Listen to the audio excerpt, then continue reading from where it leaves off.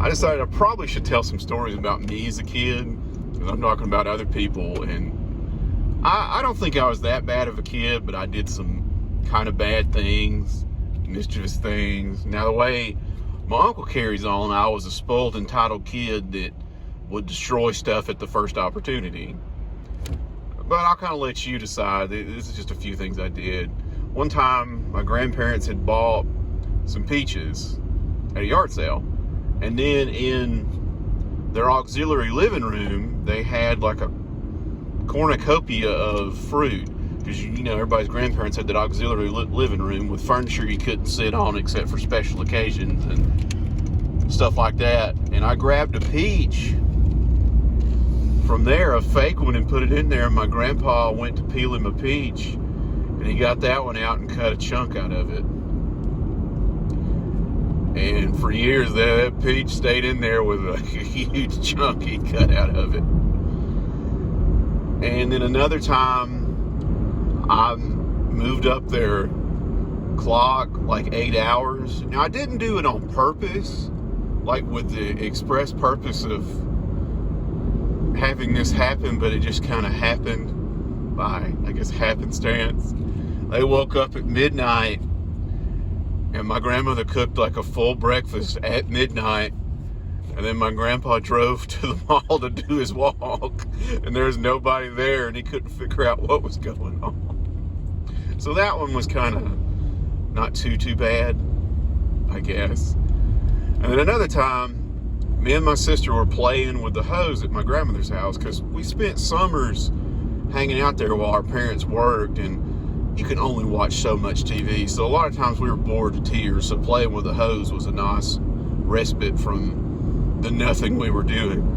And I sprayed the ladder with the hose, and we kept right on playing. And then my uncle needed to do something on the house. I don't remember what it was, but he gets on the ladder and climbs it in flip-flops. And he climbs up to do whatever he needs to do.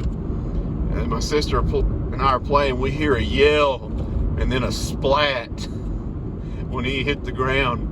And we walk over there, and he stands up, just looking angrier than I've ever seen him. Legs just bleeding. And he just wordlessly gets in the car and goes to the doctor to get sewed up.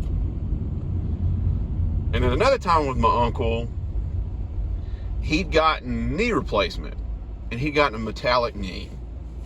And I was young, which I guess is not that good of an excuse, but yeah, he's got a metal knee. And I thought that meant he was robotic. So I asked him which knee it was, and then punched him in his metal knee as hard as I could, hoping that his metal knee could take it. Turns out it couldn't, and that didn't go over so well. And then at my other grandmother's house, if we were bored at one, we were bored at the other. And she had a hide key she kept in the garage. And just in case she lost the key or somebody needed to come in. When I went there, I hid the key, and she was frantically looking for it. She was looking for it and looking for it. And never once did it occur to my mom or my sister or anybody else to say, hey, did you take the key? No, they never asked. I kept it hidden. And my grandmother's just like, I'm going to go to Walmart and make a new one. And she left to go to church, and as my family was leaving, I left it on the counter, and she talked to us sometime later. She's like, I came back, and the key was just sitting on the counter, like someone left it for me. And they still never asked, hey, was it you? And it was just kind of funny that way, because I did it. And then other times I would just kind of lie to them. One of my grandmothers was terrified of snakes, so I told her I'd bought a snake and she should come see it, and she was having none of that. And I told another grandmother my sister dyed her hair blonde, and she absolutely had to come apart. She said, I liked her brown hair. I can't believe she did this.